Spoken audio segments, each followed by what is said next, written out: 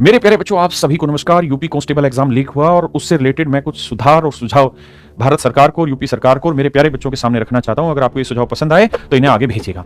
मेरे प्यारे बच्चों, मेरा पहला सुझाव ये है सरकारों से कि जैसे आप लोगों का इलेक्शन एक बार होता है और 5 साल तक के लिए आपके पास प्लान होता है सरकार का, इसी तरीके से जिस दिन बच्चा तैयारी करने के लायक बने उसके पास अगले 1 साल का कैलेंडर पहले से ही आउट होना चाहिए।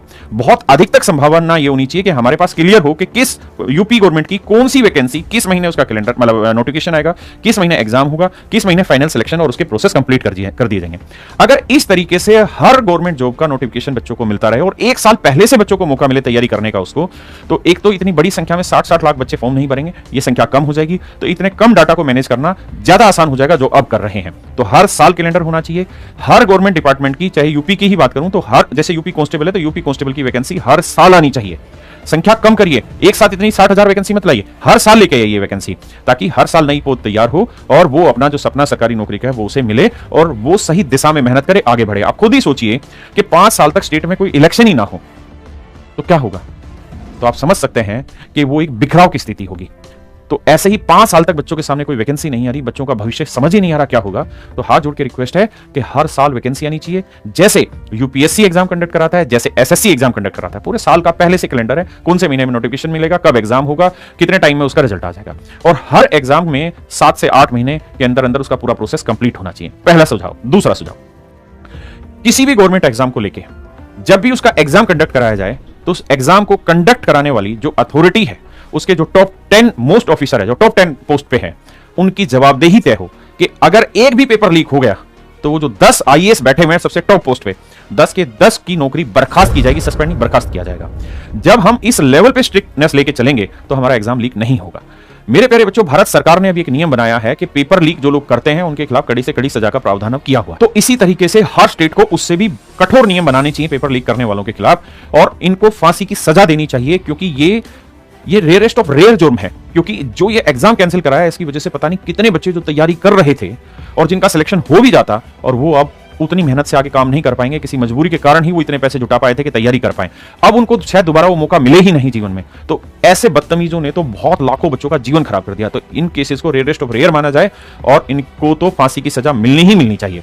साथ में जो बच्चे ये काम करवाते हैं और पैसे दे के सिलेक्शन लेना चाहते हैं उनके साथ भी सेम यही काम होना चाहिए। तीसरा सुझाव मेरे प्यारे बच्चों, कि जो रिक्रूटमेंट बोर्ड है और जो एग्जामिनेशन कंडक्ट बोर्ड है, दोनों अलग अलग है। एग्जाम रिक्रूटमेंट बोर्ड कोई और है, एग्जाम कंडक्ट करने वाली एजेंसी कोई और है। इनके बीच में प्रॉपर कोऑर्डिनेशन होना चाहिए।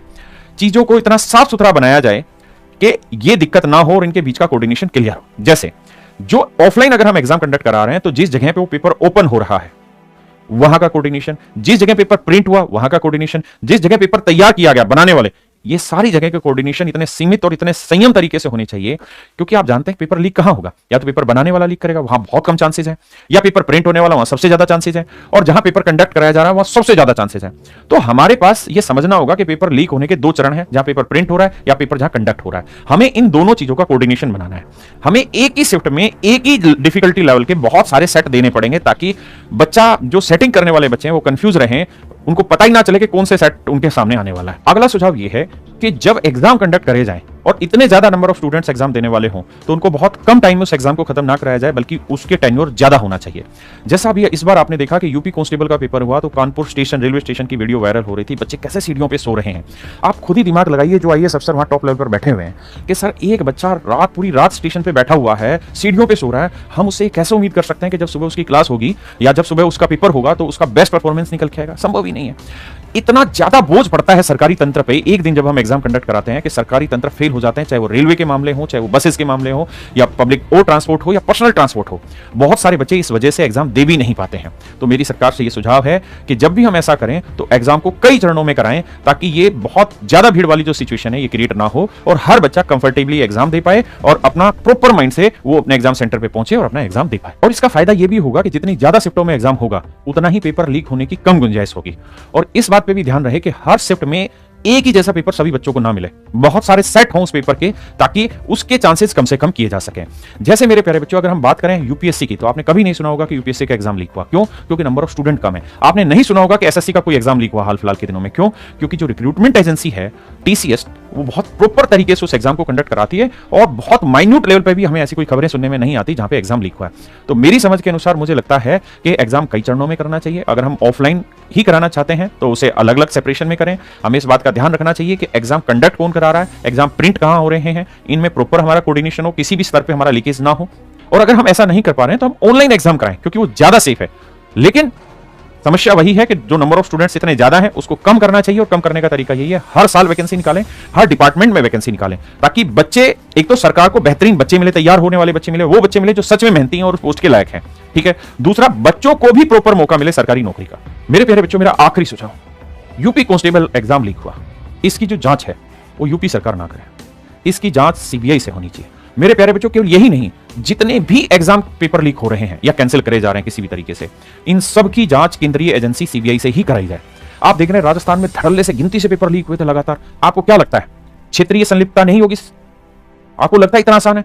तो हमारी बहुत कठोर मांग है ये सरकारों से आगे कि कोई भी एग्जाम लीक होता है तो उसको सिलसिलेवार तरीके से सीबीआई को तुरंत हैंडओवर करें। जिस दिन वो लीक हो उसी दिन सीबीआई को हैंडओवर करा जाए, ताकि सही कल्प्रिट तक पहुंच पाए और उनको पकड़कर उनको अधिकतम सजा सरकार दिलाए। अगला सुझाव यह है कि कोई भी एग्जाम किसी भी कारणवश अगर उसको कोर्ट में जाता है और उस पर स्टे लगता है, तो सरकार ऐसे प्रावधान बनाए कि उन वजहों से बाकी बच्चों का जीवन खराब ना हो, या वो पोर्टल ऐसा तैयार किया जाए या प्लेटफॉर्म ऐसा तैयार किया जाए ताकि वहां पर शिकायतें सुनी जाएं और हर शिकायत का समाधान हो, कोर्ट में जाने की ही जरूरत ना हो। क्योंकि बहुत सारे ऐसे एग्जाम हैं जो 3-3 साल से कोर्ट के चक्कर में फंसे हुए हैं, उन बच्चों को ज्वाइनिंग मिल ही नहीं पा रही क्योंकि कोर्ट में केस चला हुआ है। तो बच्चों के जीवन के साथ खेलना बंद कीजिए। चुनाव आ रहे हैं, हमारी बात सरकार तक पहुंचाई जाए। धन्यवाद।